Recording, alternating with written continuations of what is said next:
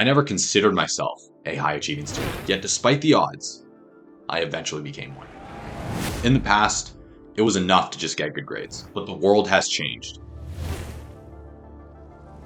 Now, in order for you to get into a top university or become a high-achieving student, perfect grades have become the standard. You need to become the full package of perfect grades with extraordinary extracurriculars. The person who's able to master both of these, while also having time for hobbies, friends and family, fitness, and any other thing that they wish to do, is a high-achieving student. Someone is going to win the student academic game. Question is, will it be you?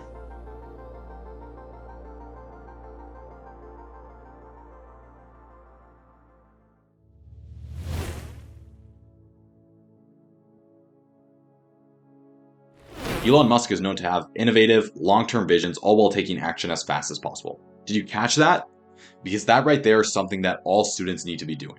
If you're looking to get that goal achievement edge, whether that's in high school, college, or beyond, a good place to start is always by looking and reading at what the Pinnacle of Society are doing.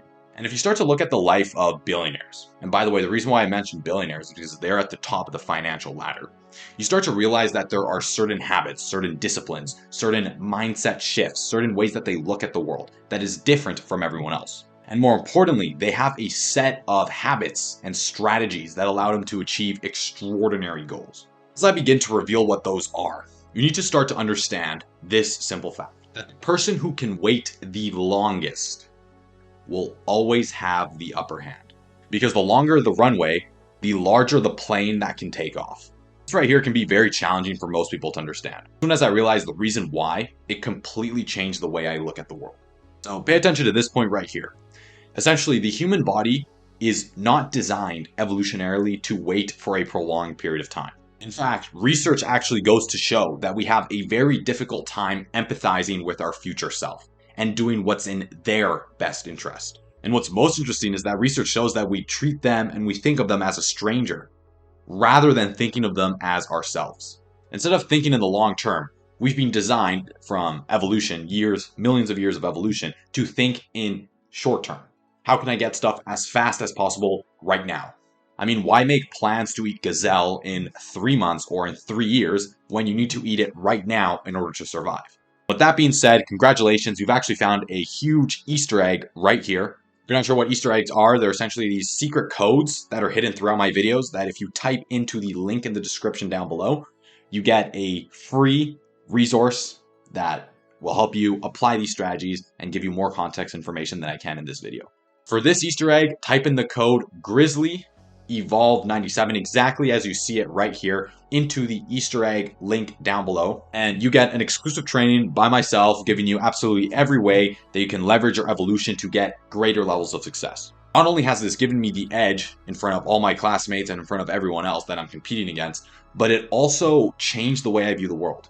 Now when I go outside and I walk down the street or I go shopping or I do whatever it is I do, I always view humans from that evolutionary perspective. And with the correct discipline, which may I remind you is a skill that you can develop, you can become aware and you can actually exploit these evolution pain points that have cropped up over the past millions of years. And again, when you do that, you get that edge over everyone else. Because if you do the things that most people are not willing to do, that are also difficult, that gives you a huge advantage over everyone else. And the majority of the things that nobody wants to do are actually ingrained in our evolution, in our habits, in the way that we operate subconsciously without even realizing. And essentially, this comes back to my previous point, that most people are programmed evolutionarily to be unable to view long distance and therefore unable to wait prolonged periods of time. Thus, if you're that one person who's able to do that, who's able to view that long time horizon and wait for a prolonged period of time, you get a huge advantage over everyone else. The first part of secret number 1 comes down to how far into the future are you thinking? What is your time horizon for success? Are you thinking in terms of 1 week, 1 month, 1 year, 1 decade, 1 century? When I was applying to the M&T UPenn program, which I eventually ended up getting in, I was thinking in terms of years. And I was lucky because I got this type of realization back when I was in grade 8 or 9. And I kept asking myself, what can I build in 4 to 5 years that'll give me a complete advantage over everyone else? Rather than trying to make some sort of project that'll only last 90 days, I was willing to extend that time horizon for 4 to 5 years. Not only was I doing that with my extracurriculars, but I was also thinking ahead in terms of my grades. In other words, what type of story can I start to paint right now with my grades that would help support my application essay? And I soon realized that I could paint a more compelling story if I spent less time on my grades at the beginning and more at the end. And even without that story, I was still struggling at the beginning. However, my efforts were not fully diverted into my grades. And if you look at beyond high school and college, the most successful high achievers have the largest time horizon. I mean, just look at Elon Musk, who built rockets for a decade before he finally got his first successful landing. It will still take him decades until his full interplanetary colonization plan is realized. In other words, he had a very long time horizon in terms of decades. He remained patient in the face of failure and in the face of no results until he finally succeeded. And it was easy for him to do so because he wasn't expecting results right now. He was expecting results in decades, and he still is. Therefore, if a failure came up, he knew it was just part of the process. Now, when you start to apply this, you start to open up to the possibility of very large goals. Goals that you won't be able to achieve in just a short time frame of a few months, 90 days, or even a year. So, in summary, for the first part of secret number 1, you want to make the time horizon, meaning how far in the future are you thinking, as long as possible. Again, you don't need to have every single piece of the puzzle figured out. You don't need to know everything that's going to happen or have a plan, because the future is definitely going to change. But you need to have the expectation that you're not going to get any results until a decade or 2 decades into the future, and you need to be okay with that fact. And then the second part of this comes down to how fast are you willing to take action. And again, if you look at Elon Musk, he just takes action as fast as humanly possible. So ultimately, you need to maximize how far you're looking to the future and not expect results until then, while also taking as fast as action as you possibly can right now. And again, most people are doing the exact opposite. They're asking themselves, how can I achieve millionaire success in 90 days? And they basically don't do anything in the short term. They don't take action as fast as possible. I want you to flip that. But secret number 1 is not all, because the next secret that I'm about to reveal completely changed my life. Before I reveal the second secret, I'm going to take some time right now to discuss a more fundamental secret that you can apply into your life right now and start getting results as soon as possible. Let me explain what I mean by this. So I started out as an average, low-achieving student with basically no extracurriculars or anything at all. And then I had that realization I told you about in secret number 1, and I started creating my own mini tech startup. Here's what's most interesting. Despite running my own mini tech startup, my grades actually started to increase. A few years later, and I got a perfect 45 IB score, ranking 0.3% of everyone who takes the IB exams. The foundation of how I achieved this revolved around every single day thoroughly vetting which strategies, resources, habits, and tasks gave me the largest return on investment. And I did this by rigorously journaling at the end of every single day.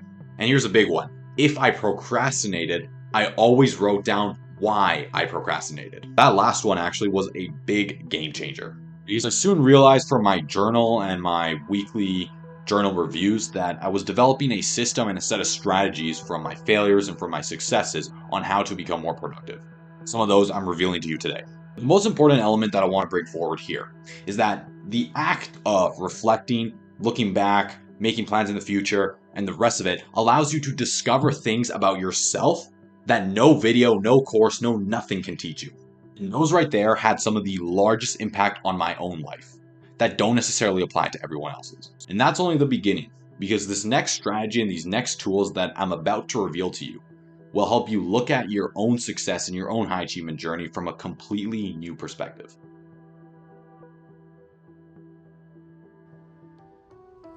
When I say the word Albert Einstein, what comes to mind? Is it maybe physics? Math? The second secret to high achievement success can be seen in the image above.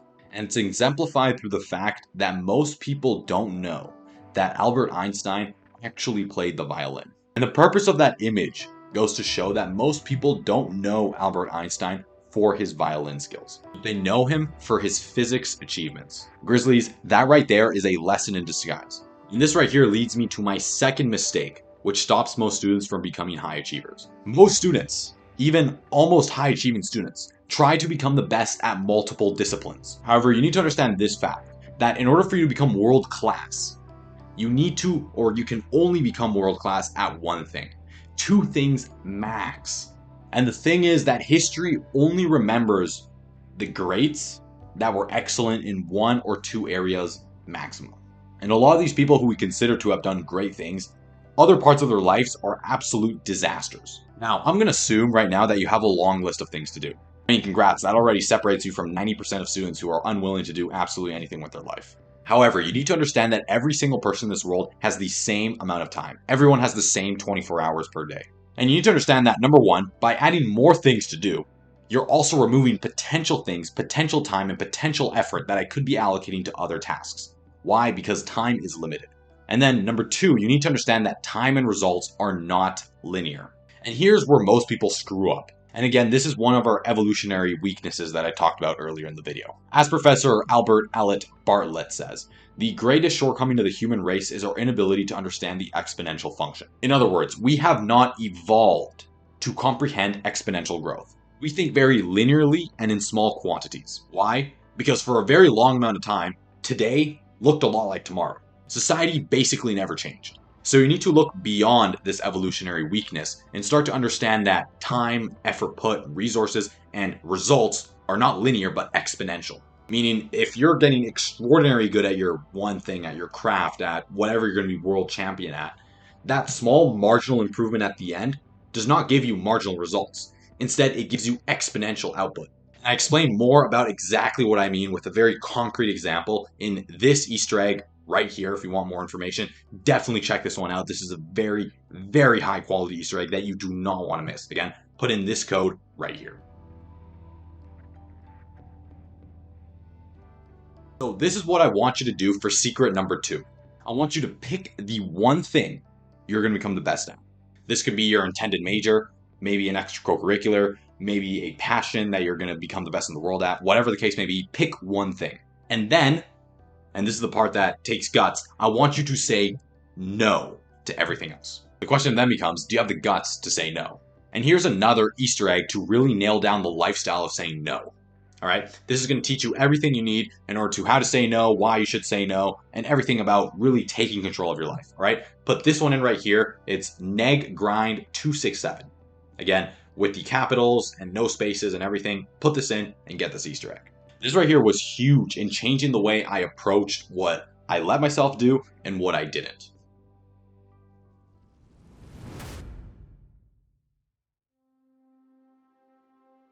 Right here is the largest mistake I see most students make. They treat all tasks equally. Are you listening? Because this is one of the biggest lies that we're taught, not only in school, but also throughout the entirety of society. And it's that all tasks are made equal. That all classes equally contribute to your success. And that if you work hard, you will proportionally get results. You need to wake up. Because here's an uncomfortable truth that most people don't want to hear. You need to understand that all tasks are not made equal. All distractions are not made equal. There are certain tasks that give you disproportionately larger return on input than others. I learned this when I was at the bottom of everything and slowly started to build myself up. Because when I was 14 working on my first tech business, I didn't have the time to focus in on grades. And this time constraint, as well as the extracurricular constraint, forced me to truly identify what was essential for success and what wasn't, and then only focus on those. Ultimately, this can be summarized in the form of the Pareto principle that states that 80% of the results come from 20% of the actions. Plus, you need to put in the effort to find which tasks are giving you the largest return on investment and then double down on those. Did you catch that? Because that right there is the secret. When you go through this process, you actually start to realize that you can spend less time studying and still get the exact same results. More detailed training about this secret can be found in this Easter egg right here. Go type that in. Again, the Easter egg is secret Trez with the capitals in the right spots. Type that into the link, Easter egg link. I believe it's grizzly.com/Easter egg. Type that in the description of the link down below. So right now I'm going to tell you how you can identify what these highest value tasks are. Because becoming more successful is not about doing less things. It's about doing more of the right things that give you larger results and more leverage. I'll start off by saying that most of the time, you likely already know which things give you the largest ROI. These most valuable tasks are likely the most challenging, the most annoying, or the tasks that you're most likely to procrastinate on. So I want you to start there. Start by identifying what those tasks are. Then it comes down to consistent journaling with the intention of trying to find the tasks which give you the most value. Then, at the end of the day, I want you to objectively ask yourself how much you got done. Look at the things you did and ask yourself which ones of these gave me the most results and which ones didn't. I want you to write the top 3 and then stop doing everything else. Then I want you to rinse and repeat, scraping away the least valuable tasks for 2 to 3 weeks. And I promise you, you won't have any tolerance anymore for low value tasks. Again, the Easter egg here is secret tres, as spelled right here. So number 1, at the end of the day, write down everything you did. Number 2, go down through the list and identify the most important elements that gave you the most results. And number 3, stop doing everything else. Keep repeating this, and in a few days, you're going to be crushing it. And while you're at it right now, most people come up to me and ask me, what is the most valuable task when it comes to studying? So if you're in that boat, I'm going to give you that answer right now. It's called active recall. This right here is the SS rank in studying, because by applying active recall, essentially doing past paper questions and actively recalling your information, you're forcing yourself to recall the content that you already know. I would argue that doing past paper questions for an hour and a half is equivalent to 5 hours of just reading the textbook. So realize that it's the same time, but you're just doing something different in that time that gives you different results. So congrats, you found another Easter egg. This one is called Grizzly's Recall. You can type it in, just as seen right here, into the link of the Easter eggs down below. Get your resources, and it goes further into depth into the strategy of active recall. Well, that's all I got for you in this training video. Thank you so much for watching, and I hope you got a lot of value out of it. Since you've made it this far into the video, I've summarized all of the bullet points that you need for success in this video into the Easter egg down below. So again, type in 3 Grizzly secrets right here in order for you to get those goodies. All right, again, if you have any other questions, let me know. And Grizzlies, thank you so much for watching. I hope you have a productive day, and we'll talk soon. Have a good one.